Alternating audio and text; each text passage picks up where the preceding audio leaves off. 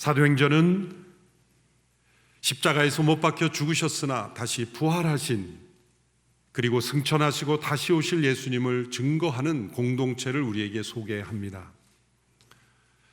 그들은 예수님께서 죽으시고 부활하셨으며 승천하시고 다시 오실 것을 담대히 증언했습니다. 오순절 성령이 그들에게 임한 이후 그들은 더욱더 담대한 증인들이 되었습니다. 그들은 함께 모여 말씀과 기도, 교제와 나눔으로 하나 되었습니다. 각자 자신의 소유를 자기 것이라 여기지 아니하며 필요를 따라 나누었습니다. 모이기를 힘쓰며 함께 떡을 떼며 하나님을 예배했습니다. 이렇게 새롭게 출현한 이 공동체의 모습을 보고 세상 사람들은 두 가지 반응을 보였습니다. 첫째는 두려움입니다. 그들이 세상을 향해 어떤 주장이나 또 자신들의 권리를 외치지 않았음에도 사람들은 그들을 두려워했습니다. 그것은 거룩한 성령의 임재하심으로 인한 두려움입니다. 죄 가운데 살아가는 사람들이 그리스도의 십자가의 보혈과 성령의 능력으로 죄를 끊고 성령의 인도하심을 따라 살아가는 사람에게서 느끼는 경외함입니다. 때로 그들에게서 기사와 표적이 나타났을 때 사람들은 더욱 그들을 두려워했습니다. 또 다른 반응은 칭찬입니다. 존경에서 나오는 칭찬입니다. 모두가 다 이기적으로 살아가는, 자기중심적으로 살아가는 이 세상 속에 저렇게도 살아갈 수 있구나, 저렇게 이기심을 넘어서는 인생도 가능하구나, 서로 다른 사람들이 저렇게 하나 될 수 있는 것이구나, 그러한 반응을 보이며 사람들은 그들을 존경하고 칭찬했습니다. 한편으로는 두려워하며 한편으로는 칭찬하는 그들을 통해서 주님께서는 구원받는 사람들을 날마다 더하셨습니다. 그것이 사도행전 2장의 후반부에 나오는 이 공동체의 모습입니다. 바로 초대교회의 모습입니다.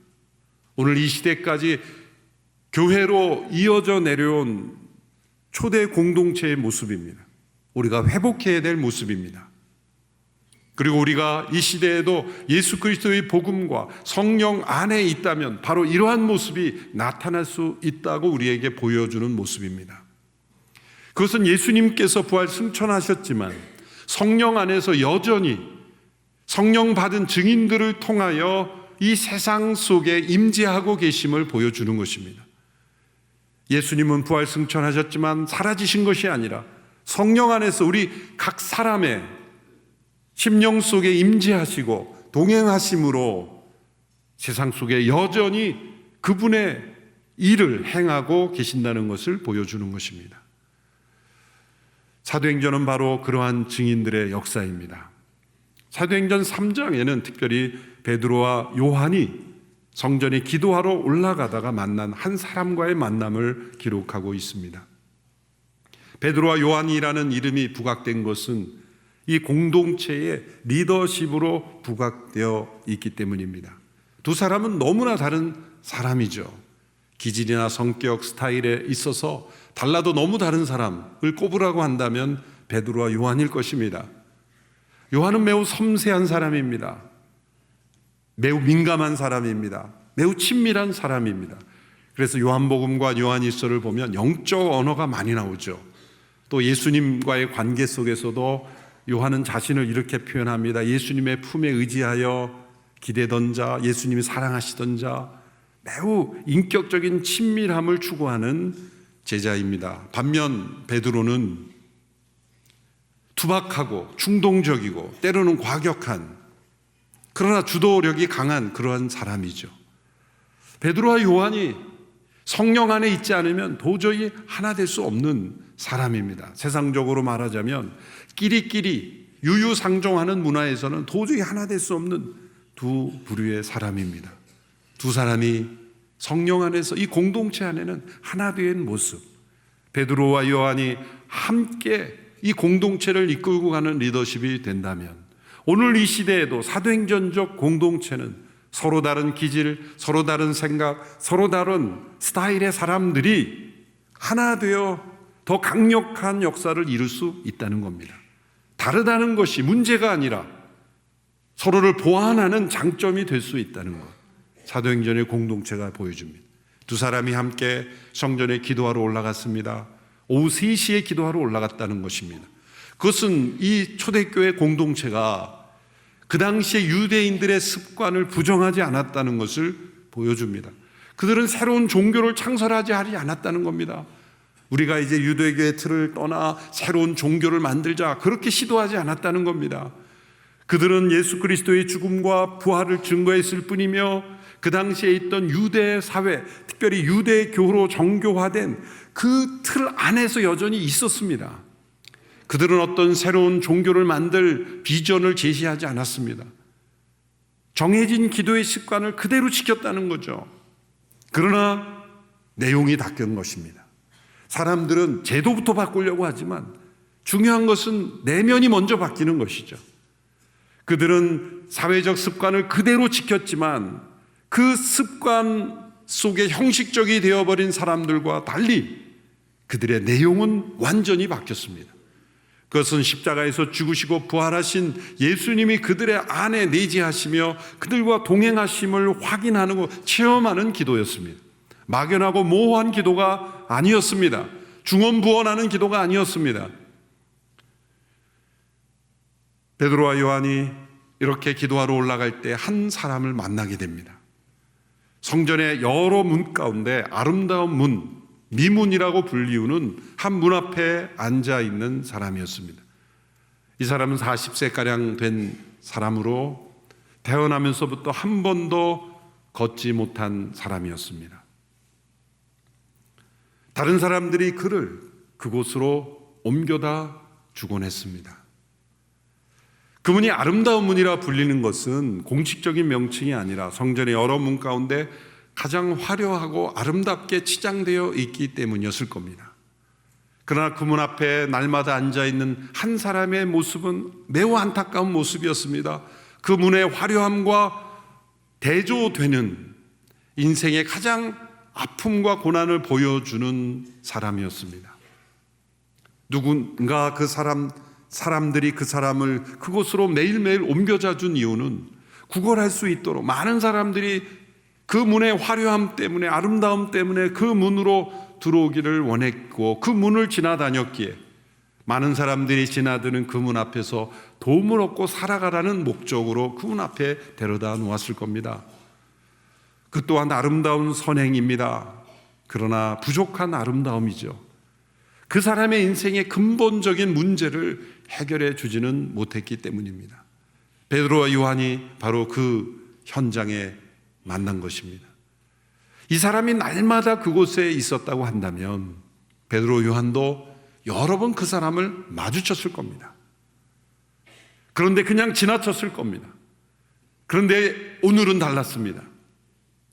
베드로와 요한이 성령의 이끌심을 받아 예전과 다른 성령 안에서의 기도를 드리는 그 베드로와 요한은 그 문 앞에 앉아있는 한 영혼을 주목하게 됩니다. 이것이 성령의 이끌림을 받은 증인들의 다른 모습입니다. 우리가 성령으로 세례받고 거듭난 영혼들에게서 여러 간증들을 듣게 됩니다. 공통적인 고백이 세상이 달라 보인다는 겁니다. 해가 떠도 또 바람이 불어도 구름을 보아도 이 자연을 보아도 이 하나님을 찬양하는 숨결, 하나님을 찬양하는 노래로 들린다는 것이죠. 시편에 그런 고백이 많이 나오지 않습니까? 하늘과 땅과 이 가운데 있는 모든 것들이 하나님을 찬양하는 것으로 시편 기자는 고백하죠. 하나님의 창조의 목적이기 때문입니다. 여러분이 시편을 읽을 때 깊이 공감이 되고 나도 이러한 체험, 이러한 느낌, 이러한 생각을 했었는데 라고 공감한다면 여러분 틀림없이 성령 받은 성도예요. 성령 받고 거듭나지 않으면 시편은 이해가 되지 않는 구절이 너무나 많습니다. 그렇게 자연 만물을 보면서도 다르게 보는 고백을 할 뿐만 아니라 사람들을 보면서도 늘 익숙하게 만났던 사람들이 때로 다르게 보여지고 주목하게 되는 일이 일어납니다. 베드로와 요한이 아름다운 문 앞에 날마다 앉아있는 이 사람을 예전에 그냥 지나쳤을 겁니다. 그런데 오늘은 그냥 지나칠 수 없었던 겁니다. 그들은 그를 주목했습니다.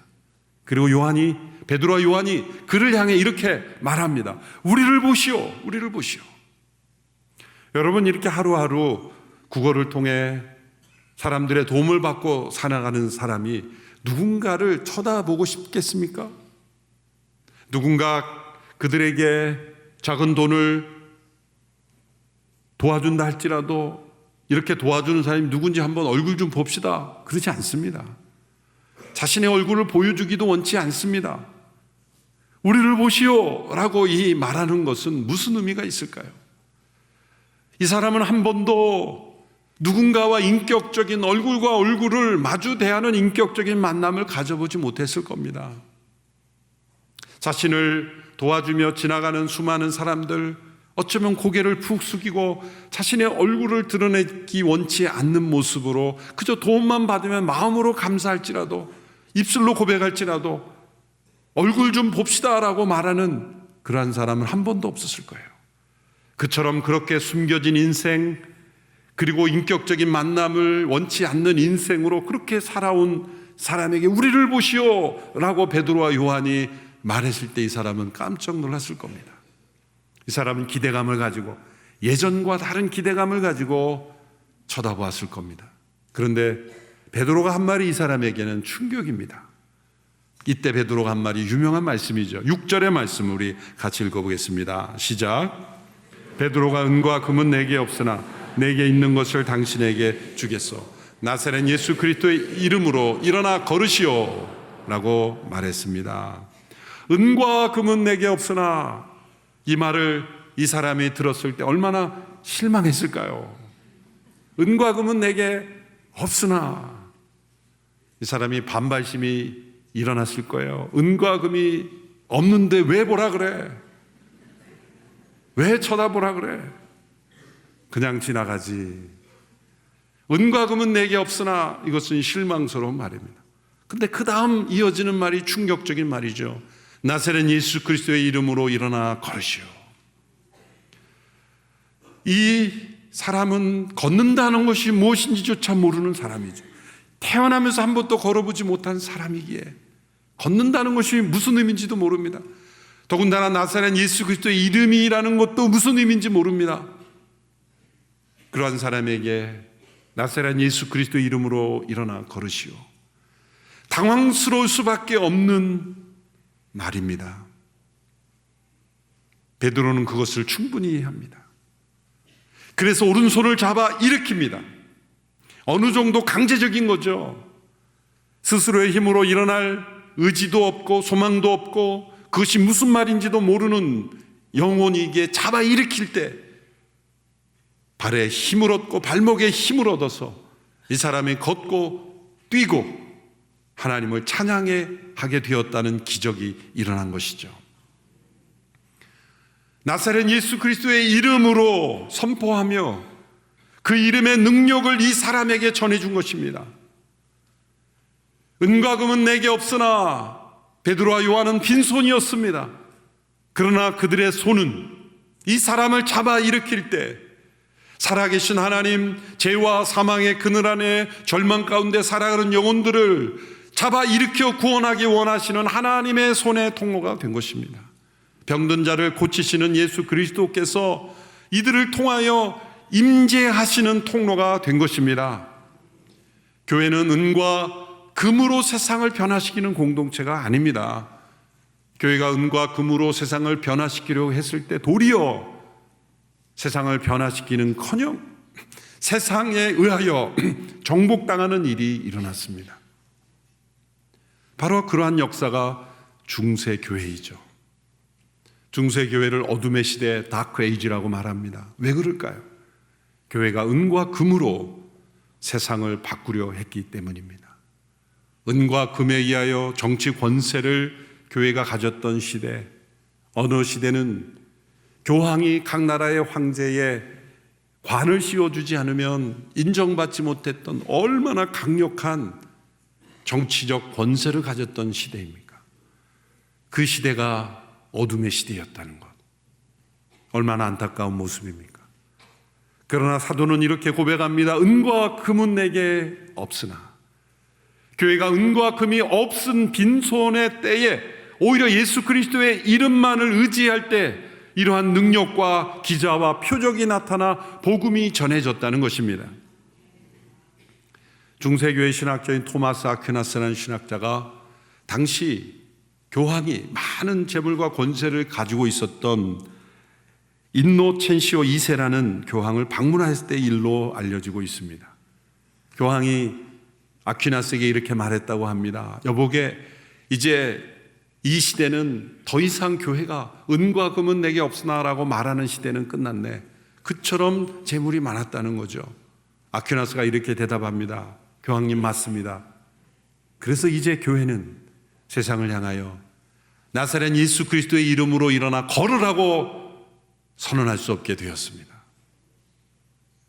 교회가 예수 그리스도의 이름을 의지하지 않을 때 교회는 세상 속에 가장 무능력한 공동체가 될 뿐만 아니라 버림받고 조롱받는 공동체가 될 수 있습니다. 교회가 세상으로부터 오히려 짓밟히고 공격받을 때는 언제나 은과 금을 의지할 때입니다. 예수님은 사도들에게 예수 그리스도의 이름의 능력을 이렇게 부여했습니다. 요한복음 14장 12절에서 14절의 말씀 함께 읽겠습니다. 시작. 내가 진실로 진실로 너희에게 말한다. 누구든지 나를 믿는 사람은 내가 하는 일들을 그도 할 것이요 이보다 더 큰 일도 할 것이다. 그것은 내가 아버지께로 가기 때문이다. 너희가 무엇이든지 내 이름으로 구하면 내가 다 이루어 주겠다. 이는 아들을 통해 아버지께서 영광을 받으시게 하려는 것이다. 너희는 내 이름으로 무엇이든지 구하라. 그러면 내가 다 이루어 주겠다. 이 말씀은 우리가 원하는 목록을 제시하고 예수님의 서명만 있으면 다 이루어진다는 뜻이 아닙니다. 예수님께서 지금 하기 원하시는 일, 예수님이시라면 반드시 하셨을 일, 예수 그리스도의 그분의 이름이 증거되기 위하여 필요한 일들을 우리가 그분의 증인으로서 구하면 이루어 주신다는 약속입니다. 우리의 기도의 제목이 만일 예수 그리스도의 이름과 그분의 복음이 증거되는 일과 관련되어 있고 예수님이 그 일을 기뻐하시고 행하시기 원하시는 일이라면 반드시 그러한 일이 일어난다는 것입니다. 예수 그리스도의 이름의 능력을 의지하는 이들에게 그분이 직접 임재하셔서 행하시는 것처럼 그러한 일들이 나타날 수 있다는 약속입니다. 바로 그러한 말씀이 이 베드로와 요한을 통해 일어난 겁니다. 그러므로 이 기적은 베드로와 요한이 일으킨 기적이 아닙니다. 살아계신 그리스도께서 성령 안에 그들을 통하여 그들의 겸손한 빈손을 통하여 은과 금은 내게 없지만 나사렛 예수 그리스도의 이름이 내게 있으니 그 이름으로 행한 이들에게 기적을 베푸신 겁니다. 여러분, 기적이란 자연의 법칙을 무너뜨리는 것이 아닙니다. 자연의 법칙이란 정확하게 표현하면 자연 속에 임하신 하나님의 법칙이죠. 자연을 창조하신 하나님께서 그 안에 법칙도 함께 창조하셨습니다. 그러나 하나님은 그 법칙에 매이지 않으십니다. 일반적으로 하나님은 그 법칙을 통해 일하시지만 때로는 그 법칙과 상관없이도 일하실 수 있는 것입니다. 그것이 바로 기적입니다. 하나님은 다른 법칙을 적용하시는 것이죠. 자연 법칙을 무너뜨리는 것이 아닙니다. 하나님께서 때로 자연 법칙을 통하여 우리를 고치시지만 하나님이 원하시지 않으면 그 자연 법칙을 아무리 적용해도 고쳐지지 않습니다. 반대로 하나님이 원하시는 자연 법칙과 상관없이도 하나님은 놀라운 일을 행하실 수가 있습니다. 그런데 우리가 어떠한 의도와 목적으로 그러한 기적을 바라는가가 중요한 것입니다. 예수 그리스도의 이름, 그 이름을 의지하고 그 이름을 증거하고 그 이름이 전파되기를 원하는 그러한 목적과 그런 소원으로 드려지는 것이라면 주님께서 이러한 기적도 오늘 이 시대에도 행할 수 있음을 우리는 믿어야 하는 것입니다. 이렇게 성전 문 앞에서 구걸하던 사람은 자신이 전혀 기대하지 않았던, 또 기대할 수 없었던 것을 얻었습니다. 그는 지나가던 행인들에게 돈 한 푼을 기대했지만 자신의 인생의 근본적인 문제, 곧 걸을 수 있는 능력을 얻은 것입니다. 사람들은 자신이 지금 구하고 원하는 것, 필요하다고 여기는 것이 정말 꼭 필요하다고 생각하지만 주님께서 보시기에는 그렇지 않은 경우가 많죠. 때로 우리는 고난을 겪으면서 내가 지금 필요하는 것이 꼭 필요한 것이 아니구나, 내가 지금 하고자 하는 것이 꼭 해야만 하는 것이 아니구나 라는 것을 깨닫게 되는 것이 바로 고난의 유익입니다. 이 사람은 하루를 버틸 돈 한 푼이 가장 필요했을지 모르지만 이 사람에게 가장 필요한 근본적인 문제는 걸을 수 있는 것이었듯이 우리의 인생에 내가 지금 필요한 것이라고 생각하는 것보다 더 근본적이고 중요한 필요가 있다는 것을 우리는 깨달아야 합니다. 그런 의미에서 이 사람은 하나님 없이 살아가는 인생의 전형적인 모습입니다. 태어나면서부터 한 번도 걷지 못한 것처럼 모든 사람은 태어나면서부터 죄 가운데, 사망 가운데 태어납니다. 그래서 사람들은 태어나면서부터 마비된 상태로 태어나는 겁니다. 죄로 말미암아 마비된 영혼, 하나님을 알지 못하고 하나님을 사랑하지 않고 하나님께 순종하지 않는 죄 가운데 태어난 무기력하고 무능력한 상태로 스스로 이 죄를 극복할 수 없으며 스스로의 능력으로 이 사망을 극복하지 못하는 그런 영혼으로 태어나는 것. 이 사람도 누군가 도와줬죠. 날마다 성전 문 앞에 데려다주는 사람들이 있었습니다. 그처럼 우리가 세상으로부터 받는 도움들이 있지만 그것은 장소를 옮기는 정도밖에 되지 않습니다.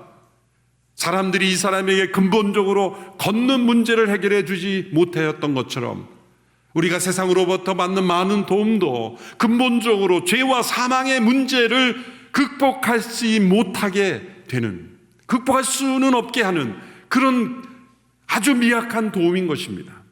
그러나 예수 그리스도의 이름의 능력은 어떤 능력입니까?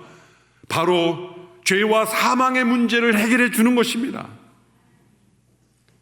하나님의 진노를 받아 마땅한 죄의 삭을 지불해 주시고 그리고 사망의 그늘 아래 있는 우리들에게 부활의 생명을 주심으로 영원한 생명을 선물해 주시는 이름, 그것이 바로 나사렛 예수 그리스도의 이름의 능력입니다. 사람들이 교회 공동체에 찾아오고 또 바라볼 때는 다른 어떤 것을 기대했을지 모릅니다. 때로는 외로워서, 때로는 마음의 평안을 얻기 위해, 때로는 어떤 도움을 얻기 위해 왔을지 모르지만 이 사람이 누군가의 작은 도움을 기대했던 것처럼 기대했을지 모르지만 기대하지 않았던 걸을 수 있는 문제가 해결되었듯이 어떠한 동기로 교회 공동체를 찾아왔든지 가장 중요한 것은 예수 그리스도 이름의 능력을 체험하는 것입니다. 죄와 사망의 문제를 해결하는 것입니다. 그래서 교회는 세상을 향하여 우리를 보시오 라고 외칠 수 있어야 합니다. 세상이 그러면 교회를 보면 무엇을 줄 건데 라고 말할 때 나사렛 예수 그리스도의 이름을 줄 수 있습니다. 은과 금을 주는 게 아닙니다. 세상과 똑같은 어떤 것을 주는 게 아닙니다. 우리는 당신들에게 나사렛 예수 그리스도의 이름의 능력을 줄 수 있습니다. 죄와 사망의 권세를 무너뜨리는 인간의 가장 본질적이고 근본적이고 시급한 예수 그리스도의 이름의 능력을 줄 수 있습니다. 그러므로 교회는 빈손으로 기적을 일으키는 공동체입니다. 여기서의 빈손은 겸손을 의미합니다. 예수 그리스도의 이름을 의지하는 믿음을 의미합니다. 교회가 행하는 모든 사역은 바로 예수 그리스도의 이름의 능력을 의지하는 것이 되어야 합니다. 우리가 행하는 구제, 선교, 나눔 어떤 것이든 우리는 내게 있는 것 오직 예수 그리스도의 이름만을 증거하는 교회 공동체가 되어야 함을 믿습니다. 그러기 위해서 우리 자신이 그 예수 그리스도의 이름의 능력을 체험하고 그리고 세상 속에 그 이름의 능력을 흘려보내는 우리 모두가 되기를 축원합니다. 기도하겠습니다. 살아계신 예수 그리스도의 이름의 능력을 의지하며 찬양합니다. 죄와 사망의 그늘 아래 앉아있던 우리들을 일으켜 주시고 스스로 걷지 못하는 연약함 가운데 있었던, 무능력 가운데 있었던 우리들을 예수 그리스도의 이름으로 일어나 걷게 하시니 감사합니다. 일평생 그 이름을 의지하며 살아가게 하시고 그 이름의 능력이 나타나는 공동체 되게 하여 주옵소서. 예수님의 이름으로 기도합나이다.